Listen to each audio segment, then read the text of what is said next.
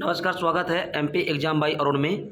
कक्षा 12वीं रसायन विज्ञान से महत्वपूर्ण पहला चैप्टर विलयन से महत्वपूर्ण ऐसे प्रश्न जो परीक्षा के लिए इंपॉर्टेंट हैं। तो आइए शुरुआत करते हैं। पहला प्रश्न है, दो या दो से अधिक पदार्थों के समांगी मिश्रण को क्या कहते हैं? तो उत्तर है क्या? विलयन। अगला प्रश्न है, विलयन में जो घटक अपेक्षाकृत कम मात्रा में उपस्थित होता है उसे क्या कहते हैं? तो उत्तर है विलेय। अगला प्रश्न है, विलयन में जो घटक अधिक मात्रा में उपस्थित होता है उसे क्या कहते हैं? तो उत्तर है विलायक। अगला प्रश्न है, 1 लीटर विलयन में उपस्थित विलेय के मोलों की संख्या को क्या कहते हैं? उत्तर है मोलरता। अगला प्रश्न है 1 किलोग्राम यानी 1000 ग्राम विलायक में घुले विलेय के मोलों की संख्या को क्या कहते हैं? ठीक है, उत्तर मोलरता। अगला प्रश्न है, तापमान में परिवर्तन करने पर मोलरता और मोललता में कौन सा अपवर्तित रहता है? तो उत्तर है मोललता, क्योंकि यह द्रव्यमान पर निर्भर करती है, आयतन पर नहीं। अगला प्रश्न है, मोलरता की इकाई क्या होती है? तो उत्तर है मोल प्रति लीटर। अगला प्रश्न है, मोललता की इकाई क्या होती है? तो उत्तर है मोल प्रति किलोग्राम।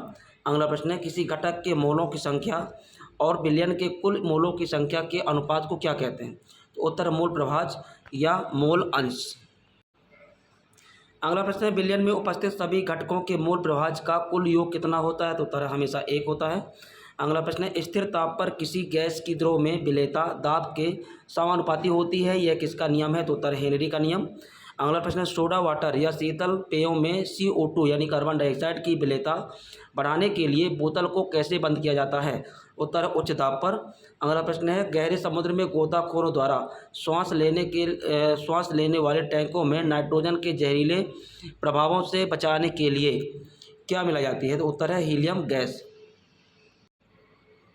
अगला प्रश्न है, निश्चित ताप पर वाष्पशील द्रव्यों के विलयन के लिए प्रत्येक अवयव का आंशिक वाष्प दाब उसके मोल अंश के समानुपाती होता है, यह नियम किसका है? तो उत्तर है राउल्ट का नियम।